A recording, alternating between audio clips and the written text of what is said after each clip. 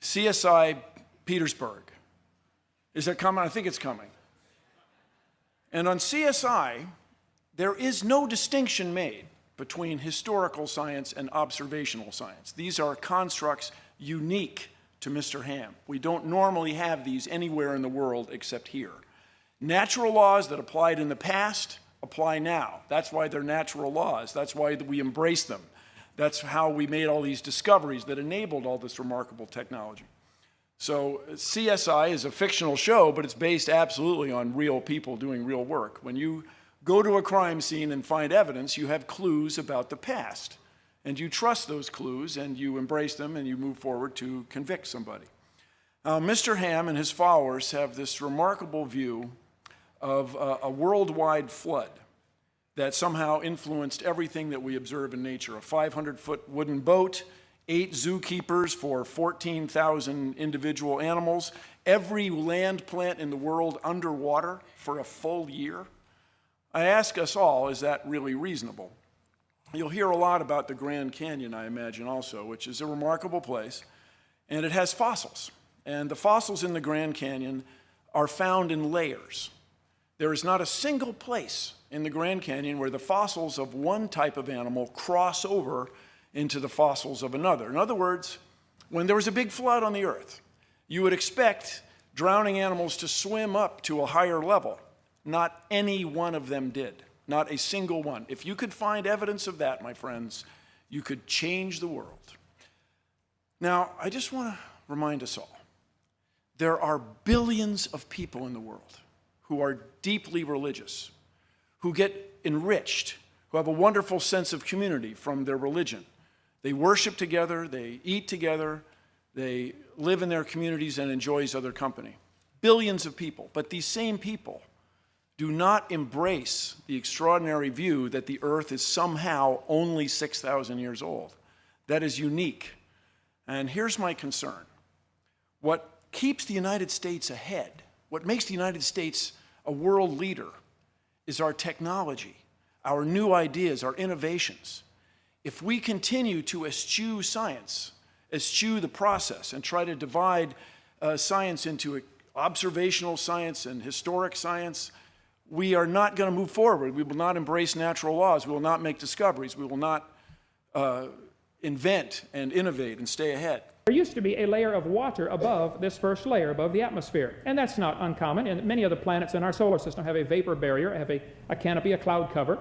And the Earth itself has 6 or 7 different layers to the atmosphere. There used to be a layer of water. Psalm 148 talks about the waters that be above the heavens. When God first made this world, there was a canopy of protective water above the atmosphere. The purpose being to shield the Earth from outer space cosmic radiation, and also to provide greater air pressure, and to give the Earth the greenhouse effect. So everything grew enormous in the pre-flood world. It filtered out the radiation. I'll skip through some things here from my normal presentation that I do at churches. Today, people are rarely over 7 or 8 feet tall. Robert Wadlow is almost 9 feet tall, extremely rare. But pre-flood skeletons have been found of people like this one found in a coal mine in Italy. This one is 11 feet 6 inches tall. There were 7 or 8 12-foot skeletons found in a coal mine in West Virginia. Now, the evolutionist wants you to think man started off small and we're getting bigger and better and stronger and smarter, and we are the gods of this universe. The Bible says we were made in God's image. Man may have been 10, 12, 14 feet tall before the flood. They were living 900 years. It was a different world. In that pre-flood canopy, under the pre-flood canopy, people and animals grew to be huge. Go ahead and skip up there if you would through all this, up to whatever number's next. Not only were the people much bigger before the flood, the animals were much bigger. Fossils of nearly every kind of animal alive today have been found in fossil form that are huge. Rhinoceros, 18 feet tall, have been found. Now, the evolutionist says, the scoffer says, well, this was during the Jurassic period. There's no such thing as a Jurassic period, but this was in the pre-flood era. Animals were huge. Dragonflies with 36-inch wingspan have been found. Grasshoppers, 2 feet long. Cockroaches, 18 inches long, have been found fossilized. Cattails, 60 feet tall. I'll scan through this quickly. Beavers, 8 feet long, have been found. Giants of all sorts have been found. Giant sharks, giant turtles, giant birds, 13 feet tall. Skeletons of enormous proportions compared to today's standards have been found. The Bible-believing creationist like myself says this was in the pre-flood era. from the creation until the flood, for 1,600 years, it was a different world. Things grew huge. Everything was giant. Even the lizards grew to be huge. The lizards were the dinosaurs, because lizards never stopped growing. Lizards in the pre-flood Garden of Eden conditions would grow to be enormous. And we have lizards of all types today that are miniature dinosaurs. And most of my research in cryptozoology has been on even some of the bigger dinosaurs, 25, 30 feet long, that are still alive, like Loch Ness Monster, Lake Champlain Monster, Mokele-Mbembe, Ogopogo, and Lake Okanagan. And I can go on for hours just on that subject. There are some dinosaurs still alive. Go ahead and skip up to the next one there, if you would, brother. I'm not saying there's millions of them, but there's a few. And the whole scenario of evolution is insane. After the flood, though, Genesis chapter 9 tells us two things changed. Man and animals were allowed to eat meat after the flood. In the pre-flood world, they didn't eat any meat. And today, everything is suffering. The whole creation is suffering and pain and travail. And God's going to fix it back like it used to be. Let me skip up to just a few here. Then we get into Noah's Ark. People say, no, wait a minute. Was the ark big enough to hold all the animals? I believe even dinosaurs were on the ark. I've got a model here.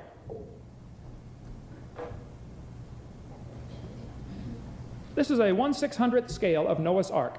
I got N-gauge animals from a local hobby shop. They are too large for the ark scale. The ark should be 6 feet long in order for these animals to be the right scale.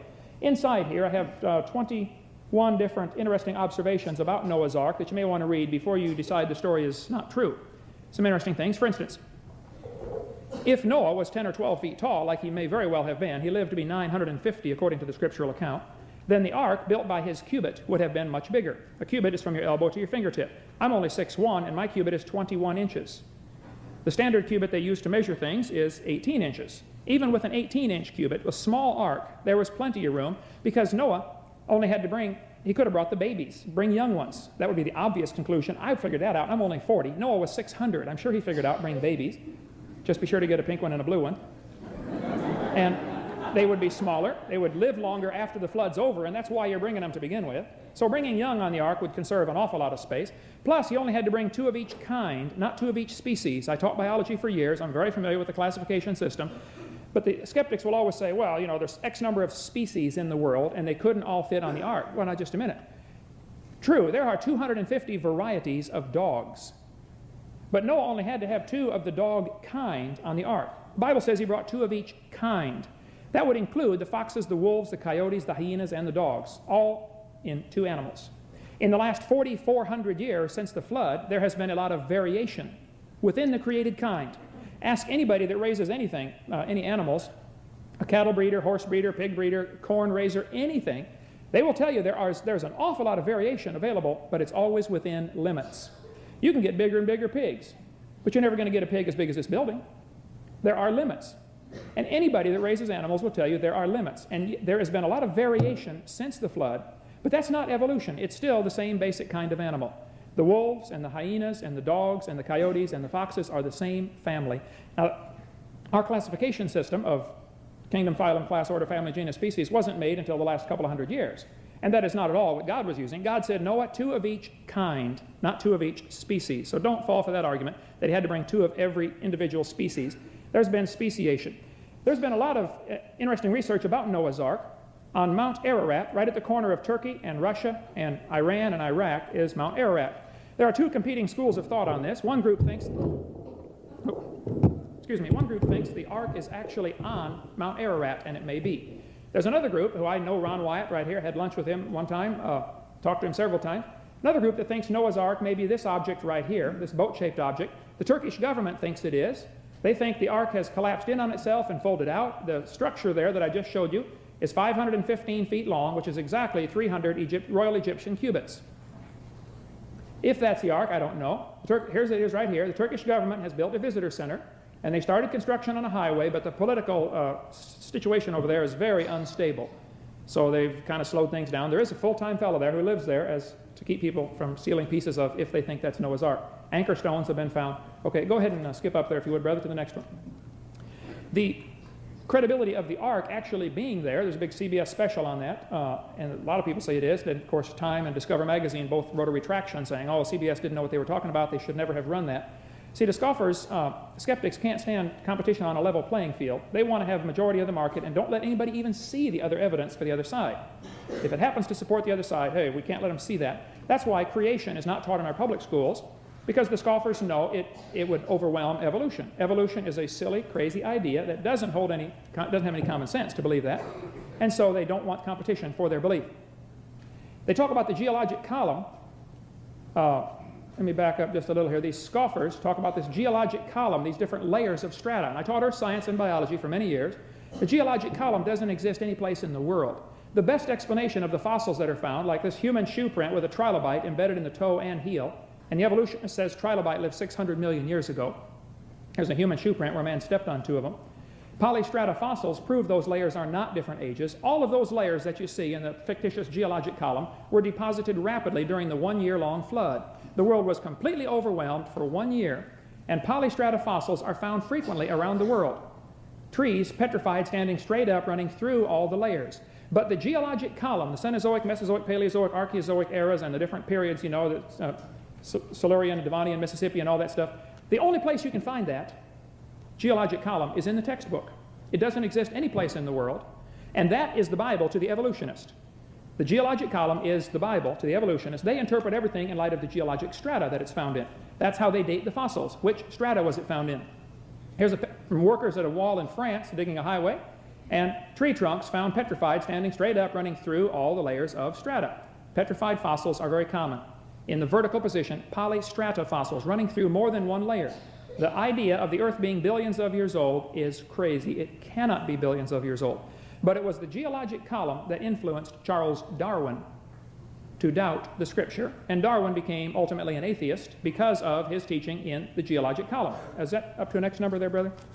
I can't see what numbers are on there. Skip up to... I go to the end of this one? No. Yeah, I think so. Okay. So the evidence for evolution and great age for the Earth is, they say, well, each of these layers are different ages by millions of years. Cannot be true. I can demonstrate that quickly. Mount St. Helens did a classic case of evidence for that. Mount St. Helens blew 900 feet of sediment down into the valley. I'll show you pictures in just a second. And it was all stratified. The worldwide flood caused all of the layers of strata. Noah was in the ark for a year. They talk about Pangea, continents fitting together as proof for evolution. The textbooks treat this subject as if it is a fact, and it certainly is not. They'll say 200 million years ago, Pangea probably began to break apart. Well, it's no question that it's 200 million years in their mind, but the fact that they fit together doesn't prove they ever were together. That's pure coincidence based on the water level. This building is perfectly parallel to the house across the street. That proves they broke apart 40 million years ago and Cook Street oozed up in between them. Proves no such thing. Let me give you a creationist interpretation of what happened. Starting with this subject of what happened to the giant woolly mammoths. The mammoths up in Siberia are found frozen, frequently standing up. Nearly every kind of animal has been found frozen up in Siberia. They found bobcat, jaguar, lynx, camels 15 feet tall, rhinoceros, elephants, woolly mammoth. No people yet, but boatloads of fossils that are frozen can be found in the Siberian regions. The problem with the skeptics is they don't understand the original creation. There was a canopy of water that protected the earth. It was like a terrarium. It was designed for man to live here forever, had he not sinned.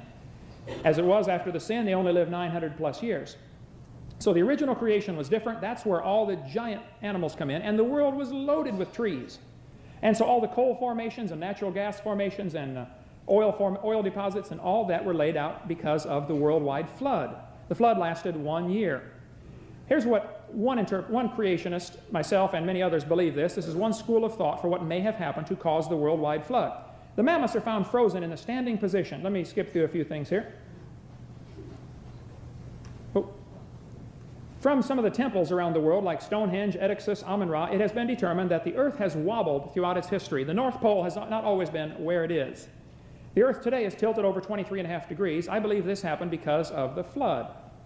One theory is that the Earth was struck by an ice meteor, and many ice meteors are floating around in space, just giant snowballs. If an ice meteor came close to the Earth, or through our solar system, some of the fragments may have been pulled off, and that might explain why Saturn, Uranus, and Neptune all have ice rings around them. They may have been spun into centrifugal orbit because of the ice meteor coming through. That may explain the craters on the moon. Lots of craters and even flow formations on the moon where water was flowing, and on Mars, but yet no water. It may have been hit by an ice meteor and then subsequently vaporized. It's just a theory, but because ice at low temperatures, 300 to 400 below zero, is magnetic, the ice, as it came closer to the Earth, it may have blown apart, and the stronger magnetic field the Earth used to have would suck the ice particles to the North and South Pole.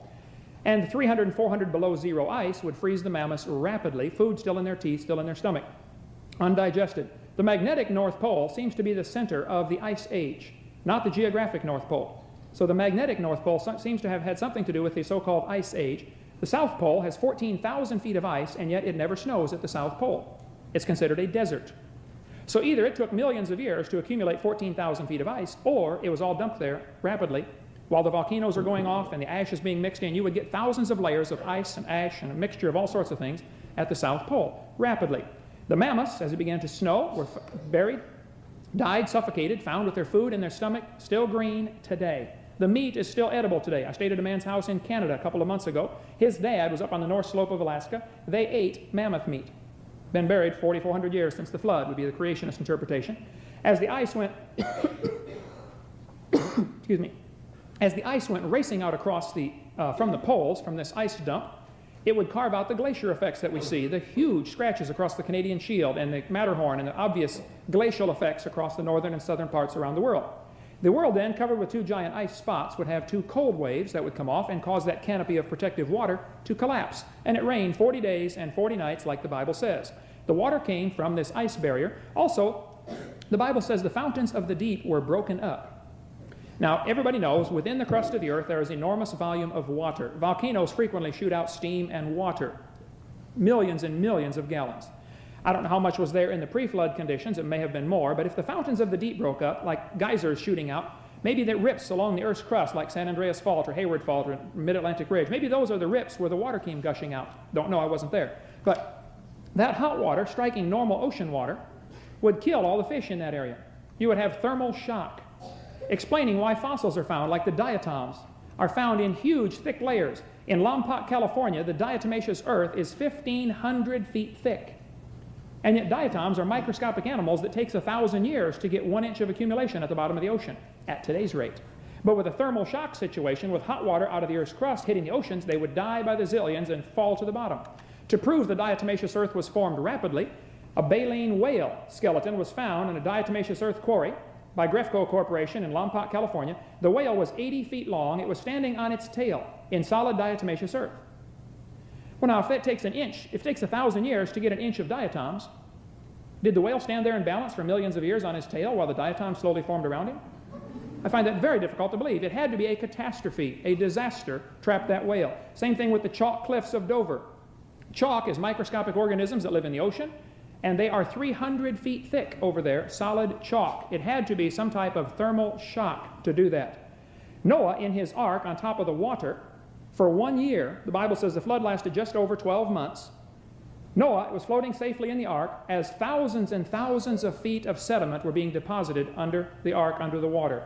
Just the earth turning under the moon, with the tidal pull of the moon, with no continents to stop it, the tidal pull would constantly reshuffle and reseparate the sediments under there. You can get a jar of dirt out of your yard, put some water in it, and shake it up and set it down. In 10 minutes, you'll see layers begin to form. Gravels go to the bottom, then sands, then clays, then topsoils. A perfect soil profile. Do it any place. Go get a jar of dirt and add the water. That's what happened during the year-long flood. All of the layers of strata that we see were formed rapidly. Some of the animals were buried and became fossils. Other animals floated around for a while and bloated and rotted. As they rotted, their carcasses fell apart. And so when they finally were buried, as the waters went down, if they were buried, they might be buried in tangled up heaps, fossil graveyards, which are found all over the world. And usually the bones, like this dinosaur backbone here, are found with no legs, no head, no tail, no rib cage, and no teeth marks. This animal was not scavenged. It rotted and fell apart. This dinosaur backbone is bent backwards, twisted, contorted positions. Fossil graveyards, tangled up messes of bones, sometimes 3 or 4 miles deep, solid bones, are all over this world. Fossil graveyards every place. I think the obvious interpretation is a catastrophe of global proportions that caused that. People say, well, where did all the water go? After this flood, where did the water go? The Bible says in Genesis chapter 8, more about the flood. After the flood, God remembered Noah and all the cattle, And God made a wind to pass over the earth, and the waters assuaged. The word assuaged means to sink down. The water did not soak into the ground, and it did not dry back up into the atmosphere. The atmosphere couldn't hold that much water.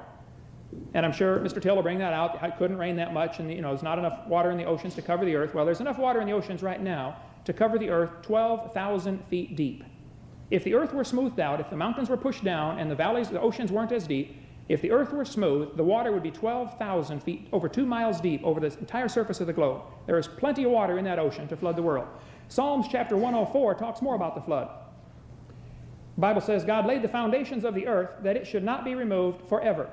Thou coverest it with the deep. That's the ocean, the flood. God covered the earth with the deep as with a garment. The waters stood above the mountains. There have always been skeptics who say, well, it was a local flood. Look, you don't get a local flood with the water going over the mountains. Plus, if it's a local flood, why did God tell Noah to build a boat? Why didn't he say, Noah, move? There's going to be a flood. It was a worldwide flood. At the voice of at thy rebuke, they fled. They referring to the water. The water fled. At the voice of thy thunder, they hasted away. The water raced away. You say, where's it going to go? If the world's covered with water, water seeks its own level, where's it going to go? Keep reading, verse number 8. They go up by the mountains, they go down by the valleys, unto the place which thou hast founded for them. Thou hast set a bound that they may not pass over, that they turn not again to cover the earth. This phrase, they go up by the mountains, is an Old English phrase. Today's language would more likely say it like this. The mountains ascend, the valleys descend. Many reference Bibles say that. The mountains ascend, the valleys descend. What I believe happened after the flood, the crust of the earth, being very thin and flexible, the crust of the earth sank in the skinnier spots. The thinner places on the earth's crust sank down. The crust of the earth is thinner than the skin of an apple compared to the apple, as far as proportion. Very thin. I taught earth science for years. Under the continents, the crust is about 25 miles thick. Under all of the ocean basins, the crust is 3 to 5 miles thick. Much thinner. I believe that's the thin spots that sank down, the mountains lifted up, and the water raced off into the holes, carving features like Grand Canyon and Badlands in a matter of hours, because you had enormous volumes of water moving through soft sediment. The rock layers were formed, the sediment layers were deposited during the year-long flood. As the mountains lifted up and the valleys sank down, the more cracks appeared in the earth, and it might be a coincidence, but all of the mountain ranges in the world follow the coastlines. Just look at your globe. Mountain ranges follow the coastlines. Oceans sank down, the mountains lifted up. Some of the mountains lifted up slower, leaving behind smooth, rounded mountains like the Appalachians. Some lifted up faster, leaving behind rugged mountains like the Rockies. The earth cracked up into plates, either because of the impact of the meteor or because the fountains of the deep broke up right there, or later on, a year later, when the mountains arose. There are 3 possibilities of when the cracks and mountain ranges appeared. Rock strata that are found bent like this all over the world are a very common feature. You don't bend rock layers like that, twisted, contorted rock layers. They had to be bent while they were soft mud. As the mountains arose and the valleys sank down, those layers were formed. The water ran off, forming features like that. The entire top of Mount Everest, the top 3,000 feet of that mountain, is covered with sedimentary rock packed full of remains of animals that once lived in the sea. Seashells, clams in the closed position are found on top of Mount Everest, tallest mountain in the world. Mount Everest wasn't there before the flood. Mount Everest rose up after the flood. The Himalayan range didn't exist until after the flood. The earth didn't have any giant mountain ranges, and it didn't have any deep ocean basins. So the argument will come up, well, hey, is there enough water, could it rain enough to cover Mount Everest? No, you're thinking of the wrong world. Scoffers are ignorant of what the original creation was like, and they're ignorant of the flood. The mountains rose after the flood, and the valleys sank down. The water raced off into those holes. Is there another? Yeah, switch to the next one there real quick, brother. I got about, how much, 4 minutes left? Yes. Okay, I'll try to get through this Mount St. Helens real quickly and give you an example of what might happen. So the people will say that the idea of the worldwide flood is impossible. Haven't really studied the evidence. There are sedimentary rock all over the world, and petrified clams in the closed position are very common. And I'll have to skip some of this, but the center part of the oceans, the abyss, is the deep part. The other part is called the continental shelf, where it's not as deep. About half of the ocean, here, at least at the Arctic Ocean, is the abyss. The other half is continental shelf. The oceans were smaller after the flood, I believe, for a while, because the textbooks all say here, millions of years it took the Colorado River to carve the Grand Canyon from solid rock. Well, they're basing that on a couple of faulty assumptions. They're basing on the assumption that the Colorado River didn't start on it until after the rock was solid rock. If it was all soft mud, and those are obviously mud layers turned to solid rock, then the erosion would be very rapid. Mount St. Helens did that. When it blew in 1980, the top of the mountain began to blow, and then the north slope slid down. And the volcano made a mudslide, scalding hot mud and ash slid down for many miles. Matter of fact, this computer image, the mud slid all the way down and blocked off the Toutle River. Here's a picture of the mud dam blocking off the Toutle River. 5 days later, the water backed up over the top and went over the top of the dam. Here you have lots of water behind a soft mud dam, and erosion was very rapid. It carved a canyon 140 feet deep, 1,000 feet wide, 2,000 feet long, and it carved it out in 15 minutes. When the scientists went down into the canyon after water got back to stabilize, they've noticed the canyon's sides of it were all stratified, all nice, neat layers. That's because as the mud flowed in, hydrologic sorting automatically separates the particles by density. Heavier stuff went to the bottom, and you can go there today, and some geologists will say, oh, this bottom layer is 800 million years old. And it was all formed in 1980, rapidly. Textbooks always say the Grand Canyon is kind of puzzling because it loops like a slow gradient. Mississippi loops and meanders around because it's low gradient, but it also has steep sides like a fast-moving high gradient stream. They say it's kind of puzzling. How did this canyon form? Well, see, they're thinking of it all wrong. The Colorado River did not make Grand Canyon. The flood made Grand Canyon. The Colorado River just happens to flow through the crack, that's all. The logs that were floated in the Spirit Lake, here's Mount St. Helens in the background, the logs floated 3 square miles of logs floated there. Many of them got waterlogged and began to float in the upright position and then sank to the bottom. Remember I showed you the polystrata trees running through all the different layers of strata? That formed during the flood. All those layers deposited rapidly. Mount St. Helens is doing the very same thing for us today. Scuba divers go under there and say there are 20,000 logs in the bottom of Spirit Lake right now, stuck in the mud. All over the world you can find tree trunks petrified in the standing position. Yellowstone has hundreds of them. If they fall over, they will break. And you go through any petrified forest and you'll see the tree probably petrified standing up and then fell over a couple of hundred years later. I think my time is up. After the flood, the waters assuaged and the waters returned from off the earth. The water, as the mountains rose and the valleys sank down, the water would tend to race back and forth for a while. It says that in Genesis chapter 3. And the secondary erosion would take place as the layers were wiped off and new layers deposited on top from the waters going back and forth. It wasn't safe for Noah to get out of the ark for a short time. And all of these features of this millions of years ago stuff ought to be illegal in our textbooks. It has nothing to do with science, and you cannot prove those layers are millions of years old. That whole geologic column is the Bible to the evolutionist, and it's a fraud, it's a hoax, it does not exist any place. That book, the Bible explanation, the worldwide flood, is the best, most reasonable explanation of all the features we see on this world today. Thank you so much.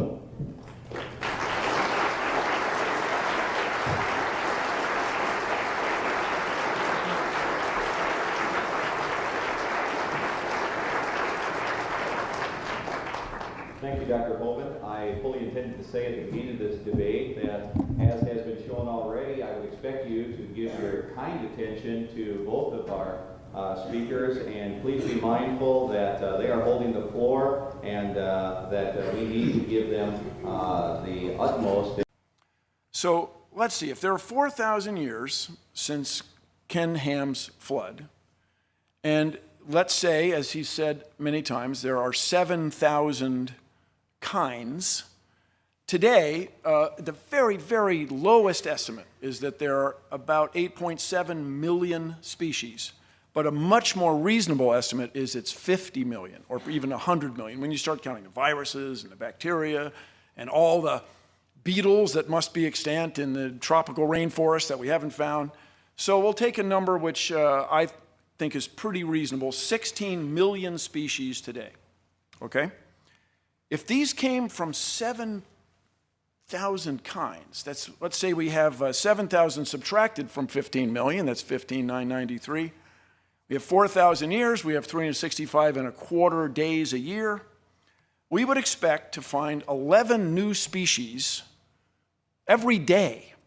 So you'd go out into your yard, you wouldn't just find a different bird, a new bird, you'd find a different kind of bird, a whole new species of bird every day, a new species of fish, a new species of organisms you can't see, and so on. I mean, this would be enormous news. The last 4,000 years, people would have seen these changes among us. So the Cincinnati Enquirer, I imagine, would carry a column right next to the weather report. Today's new species, and it would list these 11 every day. But we see no evidence of that. There's no evidence of these species. There just simply isn't enough time. Now, as you may know, I was graduated from engineering school, and I got a job at Boeing. I worked on 747s. Okay, everybody relax. I was very well supervised. Everything's fine. There's a tube in the 747 I kind of think of as my tube. But that aside, I traveled the highways of Washington State quite a bit. I was a young guy. I had a motorcycle. I used to go mountain climbing in Washington State, Oregon. And you can drive along and find these enormous boulders on top of the ground. Enormous rocks, huge, sitting on top of the ground. Now, out there in regular academic pursuits, regular geology, people have discovered that there used to be a lake in what is now Montana, which we charmingly refer to as Lake Missoula.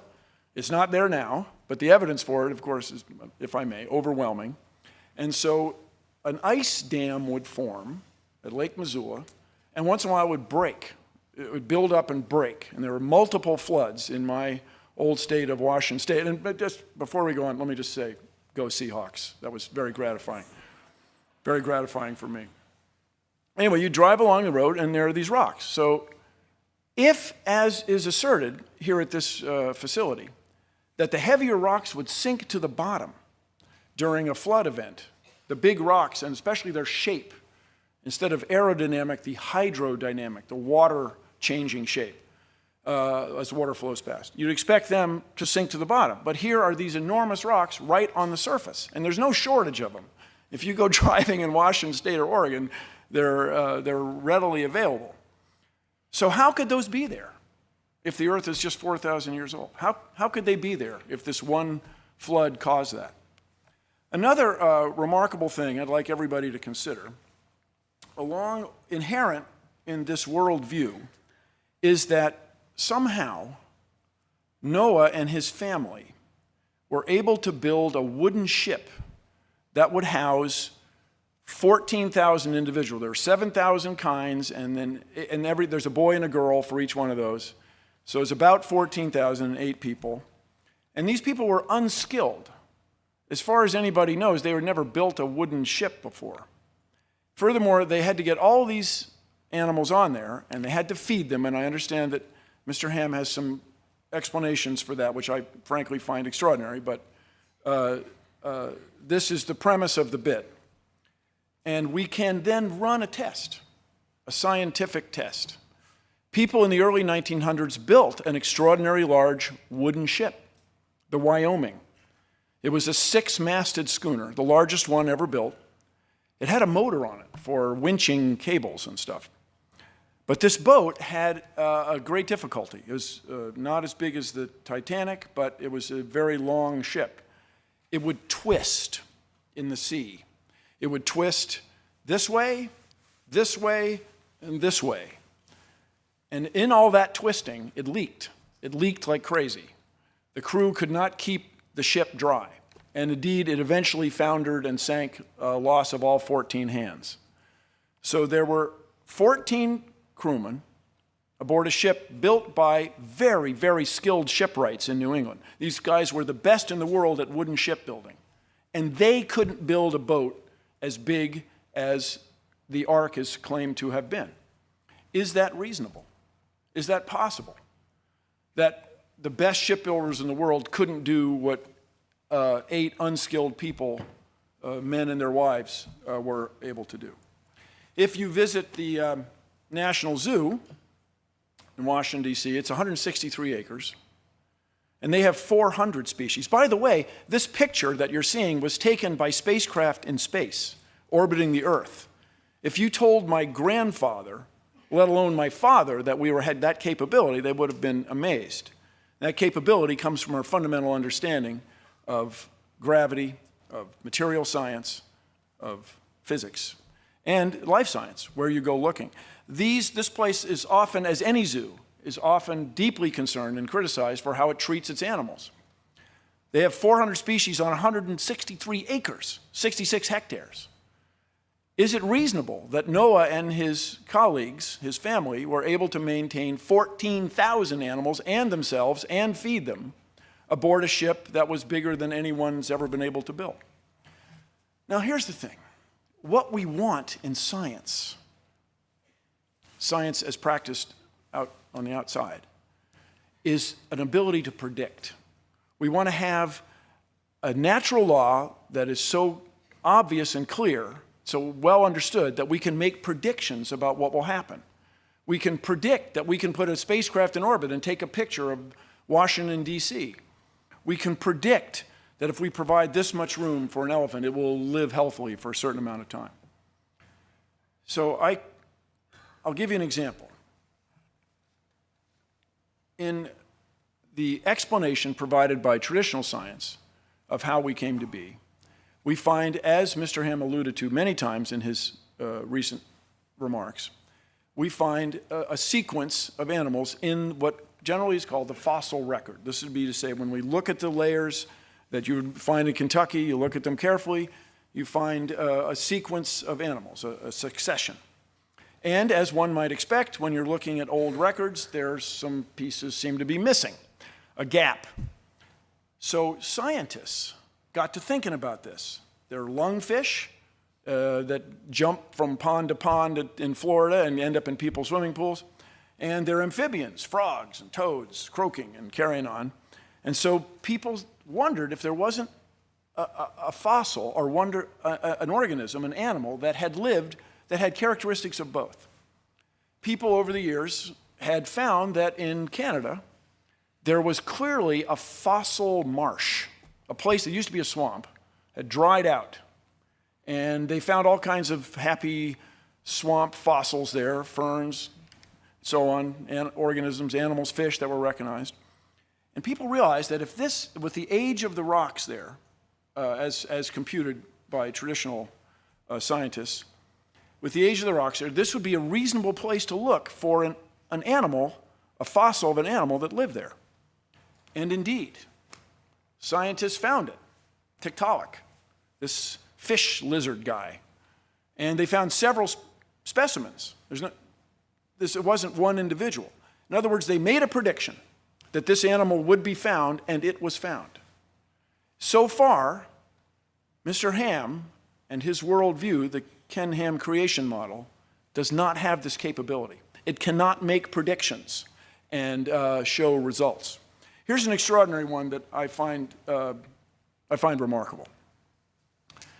There are certain fish, the top minnows, that have the remarkable ability to have sex with other fish, traditional fish sex, and they can have sex with themselves. Now, one of the old questions in life science, everybody, one of the old sort of chin strokers, is why does any organism, whether you're an ash tree, a sea jelly, a squid, a marmot, why does anybody have sex? I mean, there are more bacteria in your tummy right now than there are humans on Earth. And bacteria, they don't bother with that, man. They just like split themselves in half. They get new bacteria. Like, let's get her done. Let's go. But why does think of all the trouble a rose bush goes to make a flower, and the thorns and the bees swimming, flying around, interacting. Why does anybody bother with all that? And the answer seems to be your enemies. And your enemies are not lions and tigers and bears. Oh my. No. Your enemies are germs and parasites. That's what's going to get you. Germs and parasites. My first cousin's son died tragically from essentially the flu. This is not some story I heard about. It's my first cousin once removed. Because apparently the virus had the right genes to attack his genes. So when you have sex, you have a new set of genes. You have a new mixture. So people studied these top minnows, and they found that the ones who reproduced sexually had fewer parasites than the ones that reproduced on their own. This black spot disease. Wait, there's more. In these populations, with flooding and so on, with river ponds get isolated, then they dry up, then the river flows again. In between, some of the fish will have sex with other fish sometimes, and they'll have sex on their own, what's called asexually. And those fish, the ones that are in between, sometimes this, sometimes that, they have an intermediate number of infections. In other words, the explanation provided by evolution made a prediction. And the prediction's extraordinary and subtle, but there it is. How else would you explain it? And to Mr. Ham and his followers, I say this is something that we in science want. We want the ability to predict. And your assertion that there's some difference between the natural laws that I use to observe the world today and the natural laws that existed 4,000 years ago is extraordinary and unsettling. A worldwide flood would have deposited trees in many layers, loaded with ash and volcanoes going off at the same time. And the trees have a root system out just a few feet, and then all of the roots are broken off. None of those trees have an intact root system. They were all yanked out by the roots, just like Mount St. Helens did. Exactly. Go scuba diving under the log mat at Mount St. Helens. You'll see the exact same thing today. It's proving it all over again.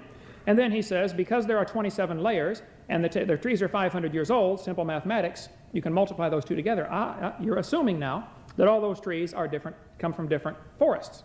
Many of those trees, and I can show you the picture again if you'd like, one tree will be running 6 or 8 or 10 feet tall. The next tree starts 3 feet higher than the one right next to it. And yet the tree is 10 feet tall. So they're all running through the same layers of strata.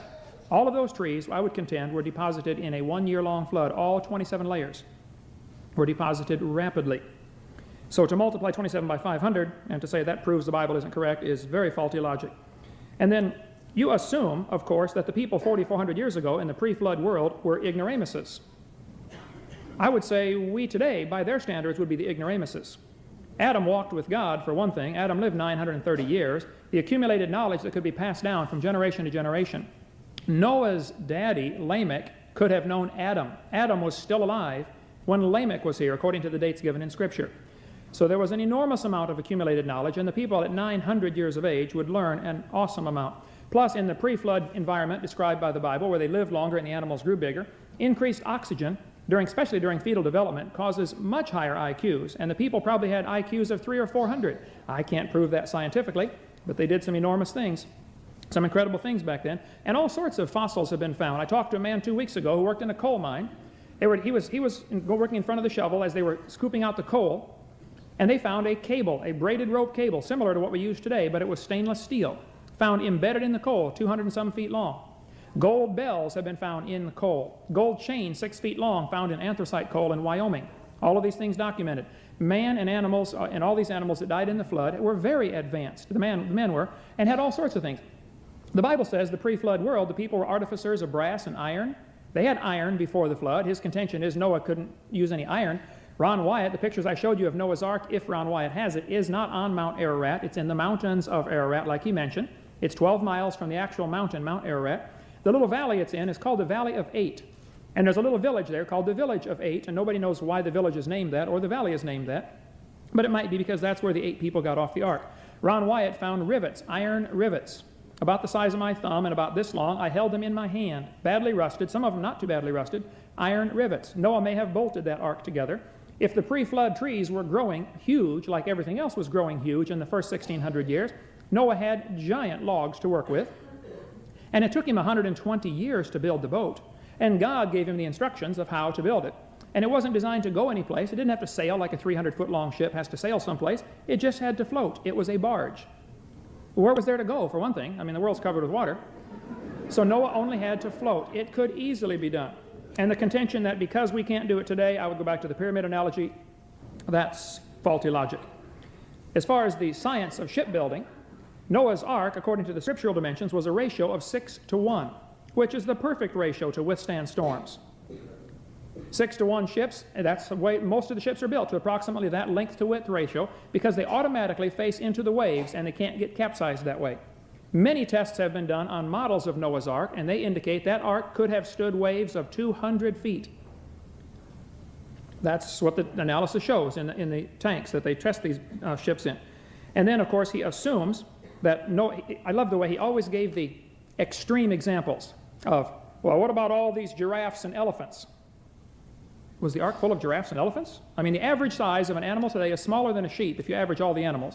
Why pick the extreme of a giraffe and an elephant? And again, I go back to say, well, Noah could have brought babies, could have brought young ones. That would be the obvious thing. I would do that. I'm only 40. I'm sure Noah figured that out. And God brought the animals to Noah. Noah didn't have to go get them. That's what the Bible says. God brought the animals to Noah. And then he used the extremes to get that boat full of elephants and giraffes and sail into Hurricane Andrew. Well, of course, you're assuming that the whole year-long flood was hurricane conditions. We don't know that. The Bible doesn't say that. It rained 40 days and 40 nights. You don't always have a hurricane when it rains. You realize that. And it may not have been any hurricanes. It may have been a bad storm, lasted 40 days. The water came up, the water coming out from underneath. Noah might have been hundreds of miles from the cracks, the San Andreas Fault, the Hayward Fault, the Mid-Atlantic Ridge. He may have been in very tranquil seas for the whole year. The Bible doesn't say. So for me to have to prove that a boat could withstand a hurricane is totally off the subject. I don't have to prove that. He would have to prove that Noah wasn't in tranquil seas. He can't prove that either. It's outside the realm of science. Science has to be observable, testable, and demonstratable. I can demonstrate that a 6-to-1 ratio ship is the perfect ratio to withstand violent weather. That has been demonstrated over and over in shipbuilding courses and things like that. Approximately 6-to-1 ratio. I cannot prove that today we could build a 450-foot long boat that would float, but I cannot prove today how they built the pyramid either. I have no idea how they built it. And then he said that I didn't offer any scientific proof. I think I did. I think I showed that if by only bringing 2 of each kind and not 2 of each individual species, they could easily fit on the ark. That limits the number way down. Let's mention that. Noah's boat only had to float. Let's see. 300-foot max. That's, of course, by today's standards. If you have pre-flood environment with the people much smarter and the people much stronger, and Noah with 100 and some years to do it, he could easily have built that boat. I have no doubt believing that. And he certainly did not prove scientifically it could not be done. He assumed, of course, no iron or steel. And as I mentioned, Ron Wyatt and others have found iron rivets, so it may have been bolted together or it could have been pegged together. There are over 250 different flood accounts from cultures all over the world. There must be a reason for that. Why do 250 different cultures around the world talk about a flood, a worldwide flood in most of them, where a family, or sometimes they say brother and sister, but a family were saved in a boat of some kind?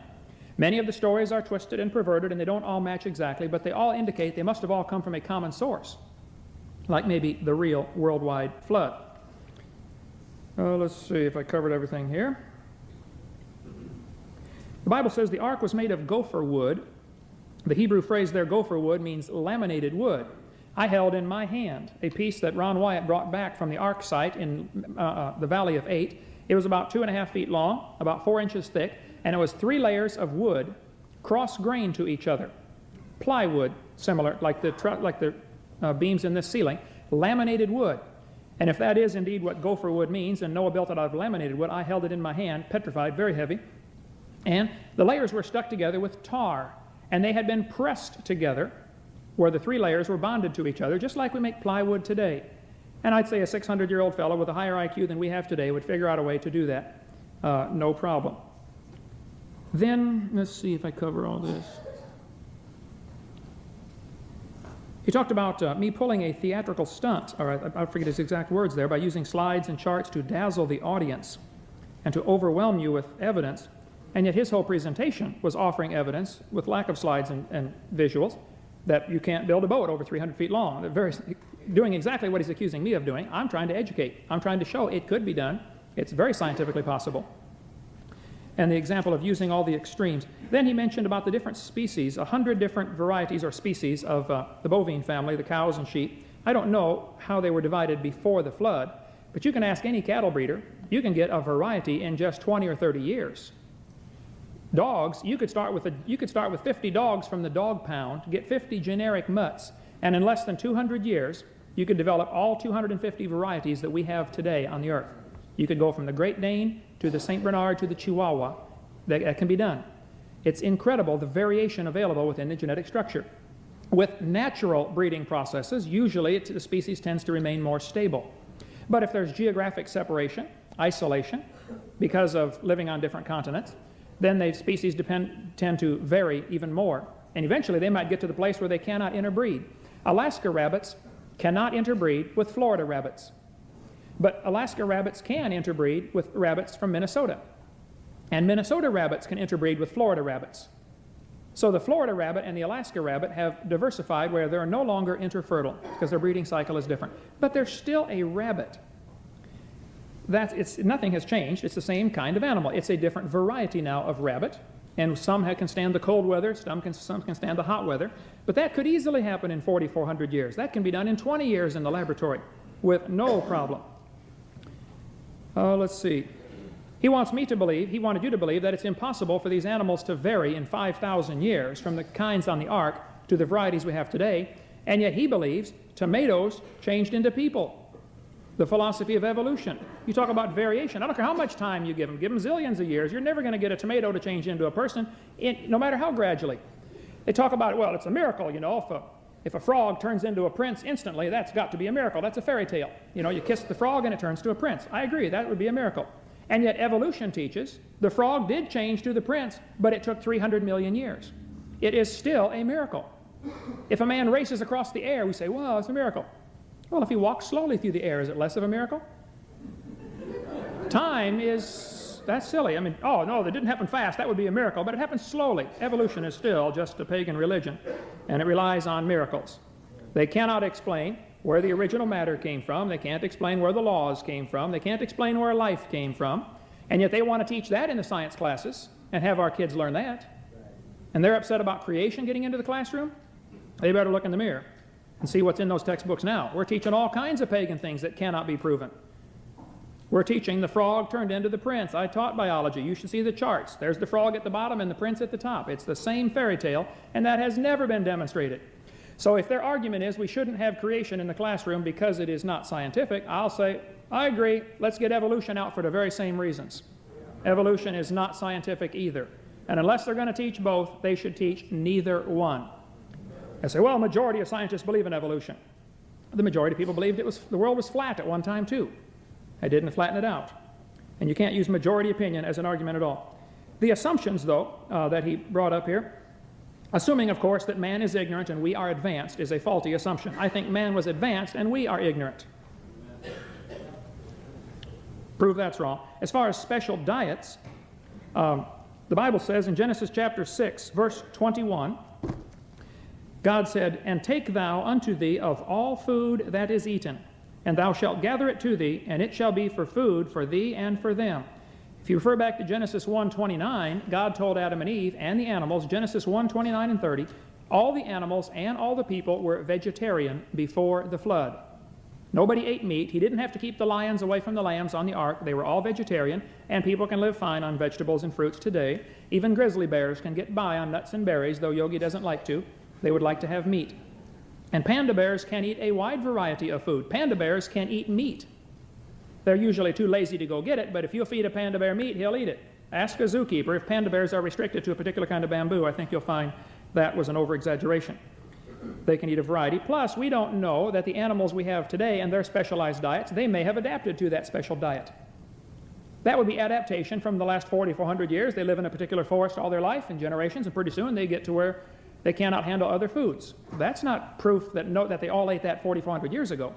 They may have eaten a wider variety back then, and we may have variation within the created kind where now it is more specialized. That could happen. A friend of mine up in Minnesota has 2 aquariums. He has a saltwater aquarium and a freshwater aquarium. Huge, huge aquariums. Over a 10-year span, he slowly decreased the salt in the saltwater aquarium and slowly increased and added salt to the freshwater aquarium. Within 10 years, he got both types of fish to live just fine in half salt water. And then he put all the fish together in the same aquarium. In 4,400 years, the animals could diversify into the kinds we have today with no problem, and you cannot prove it didn't happen that way. I can't prove it did. By strict definition, science has to be observable, testable, demonstratable. I can't prove that it did. I wasn't there, and neither was he, and neither were you. So it's outside the realm of science. We're going to have to take the written word of God's account, and unless we can find it prove that it's scientifically inaccurate, Aristotle's dictum says if you give the benefit of the doubt to the text unless you can find proof that it's wrong, and we haven't seen any proof that it's wrong. He's also assuming that all the animals were large. As I mentioned, you would bring small ones. He is assuming, of course, that these animals are awake for the whole time. Many animals during storm situations go to sleep or hibernate. I'm not saying they all would, but many animals do. They simply will sleep through the whole thing. And during hibernation, if you study your science, during hibernation, animals recycle their body wastes. A bear will go to sleep for the winter and will actually recycle the urine and feces into his system for the whole time. Amazing how that happens, how the acids and everything are broken down. Do some homework on that, you'll find out I'm exactly right. So we don't know that they produced all these thousands of tons of manure. And the boys, of course, in Noah's family with 8 of them on board, that would be one of their jobs, is to keep the ark clean if it was necessary. I'm not going to call on the miraculous. I'm saying, hey, during storm situation, you forgot about hibernation. As far as methane gas being produced, again, I would go back and say, no, wait a minute. He did not prove that the animals weren't hibernating, and he cannot, and I cannot prove they were. It's outside the realm. We cannot test or demonstrate that. But assuming, of course, the larger animals, which he did, and assuming, of course, they all remained awake the whole time, and assuming, of course, they produced these thousands of tons of manure, there would be a methane problem. But the window, the Bible says the ark had a window 18 cubits, and the phrasing there is just like the people who've been into the ark say it's built, is like this. It said a cubit of 18 inches, that you will finish the ark in a cubit. Those who've been in the ark, and many have been in the last couple hundred years, say it has an 18-inch window all the way along, both sides. A huge raised ridge with an 18-inch window providing very adequate ventilation for the ark. There would not be a methane problem buildup with it exploding. How much time left? 2 minutes. Strange thing I've not given a rebuttal for. I believe I got it all. I would have to say, without apology, like I said at the beginning, I believe this Bible is infallible, inspired, and inerrant. He has not given any proof that the biblical account of the flood did not happen scientifically. If the burden of proof is on me to prove it's scientific, I'd have to say, wait a minute, how can I prove that? It wasn't there. Nobody's going to prove that scientifically. Pardon me? That's my job? Well, I guess I didn't catch that if this is a trick question in the way he designed the question for me to have to prove something, prove animals changed from amoebas into people, prove evolution. We'll debate that sometime. It can't be done.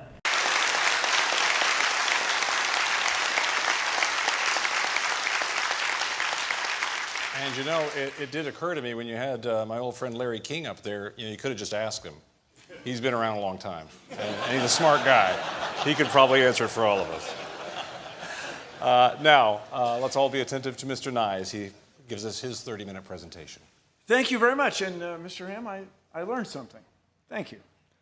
But let's take it back around to the question at hand. Does Ken Ham's creation model hold up? Is it viable? So for me, of course, take a look. We're here in Kentucky on layer upon layer upon layer of limestone. I stopped at the side of the road today and picked up just a piece of limestone that has a fossil right there. Now, in these many, many layers, in this vicinity of Kentucky, there are coral animals, fossil, zooxanthellae. And when you look at it closely, you can see that they live their entire lives. They lived typically 20 years, sometimes more than that, if the water conditions are correct. And so we are standing on millions of layers of ancient life. How could those animals have lived their entire life and formed these layers in just 4,000 years? There isn't enough time since Mr. Ham's flood for this limestone that we're standing on to have come into existence. My scientific colleagues go to places like Greenland, the Arctic, they go to Antarctica, and they drill into the ice with hollow drill bits. It's not that extraordinary. Many of you have probably done it yourselves, drilling other things, hole saws to put locks in doors, for example. And we pull out long cylinders of ice, long ice rods. And these are made of snow. And by long tradition, it's called snow ice. And snow ice forms over the winter as snowflakes fall and are crushed down by subsequent layers. They're crushed together and trapping the little bubbles. And the little bubbles must needs be ancient atmosphere. There's nobody running around with a hypodermic needle squirting ancient atmosphere into the bubbles. And we find certain of these cylinders to have 680,000 layers. 680,000 snow, winter, summer cycles. How could it be that just 4,000 years ago, all of this ice formed? Let's just run some numbers. This is some scenes from lovely Antarctic. Let's say we have 680,000 layers of snow ice and 4,000 years since the Great Flood. That would mean we'd need 170 winter-summer cycles every year for the last 4,000 years. I mean, wouldn't someone have noticed that? Wow. Wouldn't someone have noticed that there's been winter-summer 170 times one year? If we go to California, we find enormous stands of bristlecone pines. Some of them are over 6,000 years old, 6,800 years old. There's a famous tree in Sweden, Old Tycho, is 9,550 years old. How could these trees be there if there was an enormous flood just 4,000 years ago? You can try this yourself, everybody. I don't mean to be mean to trees, but get a sapling and put it underwater for a year. It will not survive in general, nor will its seeds. They just won't make it. So how could these trees be that old if the earth is only 4,000 years old? Now, when we go to the Grand Canyon, which is an astonishing place, and I recommend to everybody in the world to someday visit the Grand Canyon, you find layer upon layer of ancient rocks. And if there was this enormous flood that you speak of, wouldn't there have been churning and bubbling and roiling? How would these things have settled out? Your claim that they settled out in an extraordinary short amount of time is, for me, not satisfactory. You can look at these rocks, you can look at rocks that are younger, you can go to seashores where there's sand. This is what geologists on the outside do, study the rate at which soil is deposited at the end of rivers and deltas, and we can see that it takes a long, long time for sediments to turn to stone. Also, in this picture, you can see where one type of sediment has intruded on another type. Now, if that was uniform, wouldn't we expect it all to be even without intrusion? Furthermore, you can find places in the Grand Canyon where you see an ancient riverbed on that side going to an ancient riverbed on that side, and the Colorado River has cut through it. And by the way, if this great flood drained through the Grand Canyon, wouldn't there have been a Grand Canyon on every continent? How could we not have Grand Canyons everywhere if this water drained away in this extraordinary short amount of time, 4,000 years? Now, when you look at these layers carefully, you find these beautiful fossils. And when I say beautiful, I am inspired by them. They're remarkable because we are looking at the past. You find down low, you'll find what you might consider as rudimentary sea animals. Up above, you'll find the famous trilobites. Above that, you might find some clams, some oysters. And above that, you'll find some mammals. You never, ever find a higher animal mixed in with a lower one. You never find a lower one trying to swim its way to the higher one. If it all happened in such an extraordinary short amount of time, if this water drained away just like that, wouldn't we expect to see some turbulence? And by the way, anyone here, really, if you can find one example of that anywhere in the world, the scientists of the world challenge you. They would embrace you. You would be a hero. You would change the world if you could find one example of that anywhere. People have looked and looked and looked. They have not found a single one. Now, here's an interesting thing. These are fossil skulls that people have found all around the world. It's by no means representative of all the fossil skulls that have been found, but these are all over the place. Now, if you were to look at these, I can assure you not any of them is a gorilla, right? If, as Mr. Ham and his associates claim, there was just man and then everybody else, there were just humans and all other species, where would you put modern humans among these skulls? How did all these skulls get all over the earth in these extraordinary fashion? Where would you put us? Well, I can tell you we are on there, and I encourage you, when you go home, to look it up. Now, one of the extraordinary claims associated with Mr. Ham's worldview is that this giant boat, very large wooden ship, went aground safely on a mountain in the Middle East, what we now call the Middle East. And so places like Australia are populated then by animals who somehow managed to get from the Middle East all the way to Australia in the last 4,000 years. Now, that to me is an extraordinary claim. We would expect then, somewhere between the Middle East and Australia, we would expect to find evidence of kangaroos. We would expect to find some fossils, some bones. In the last 4,000 years, somebody would have been hopping along there and died along the way, and we'd find them. And furthermore, there's a claim that there was a land bridge that allowed these animals to get from Asia all the way to the continent of Australia, and that land bridge has disappeared in the last 4,000 years. No navigator, no diver, no U.S. Navy submarine, no one's ever detected any evidence of this, let alone any fossils of kangaroos. So your expectation is not met. It doesn't seem to hold up. You guys believe 20 billion years ago there was a big bang where nothing exploded and produced everything. 4.6 billion years ago the earth cooled down, made a hard rocky crust. It rained on the rocks for millions of years, turned them into soup, and the soup came alive. 3 billion years ago, found somebody to marry, and something to eat, of course, and slowly evolved into everything we see today. There are some lies in our science books. Taught it for 15 years. Even though I'm not teaching it anymore, I still like to study. It's so many neat things to learn. We're going to cover some of that tonight. I'm not against science, I'm not against schools, I'm not against teachers, because most of them don't know what they believe. You have to tell them. They teach the kids it all started with a big bang 20 billion years ago. What exploded? This is what the textbooks teach. Before the Big Bang, there was nothing, literally nothing, an infinitesimal nugget of space. And then something happened, triggering the most colossal explosion in history. Yes, boys and girls, you see, nothing exploded, and here we are. So I asked this professor if I could ask him some questions about the Big Bang. I said, where did all this matter come from? He said, well, we don't know that for sure.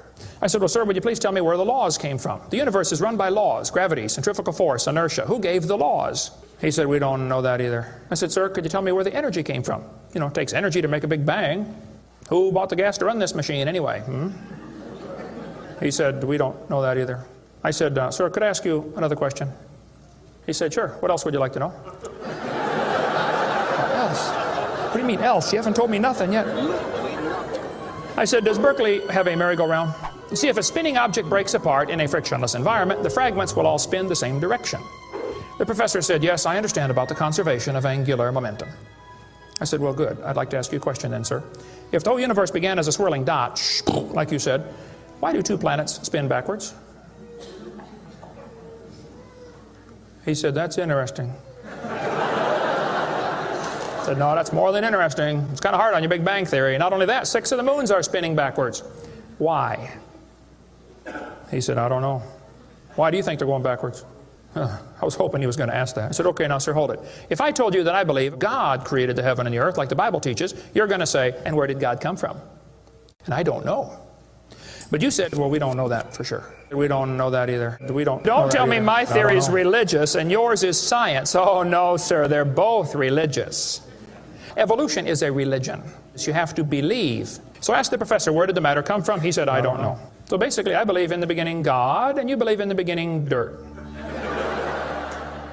One professor was getting kind of upset about this time. He said, Mr. Hovind, there are hundreds of varieties of dogs in the world. He said, do you mean to tell me that you believe all these dogs came from 2 dogs off a Noah's Ark? You expect me to believe that? I said, sir, would you look at what you're teaching your students? You're teaching your students that all the dogs in the world came from a rock.